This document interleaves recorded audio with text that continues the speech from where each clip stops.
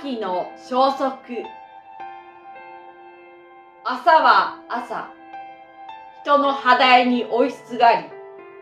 スズメらの声もかとうはなりました。煙突の煙は風に乱れ散り、火山灰掘れば氷のあるごとく、けざやけき高気の底に青空は冷たく沈み、しみじみと、教会堂の石段に日向ぼっこをしてあれば、光に巡る花々や物陰にすずろすだける虫の音や、秋の日は体に暖か、手や足に冷え冷えとして、この日頃広告気球は新宿の空に上がりて漂えり。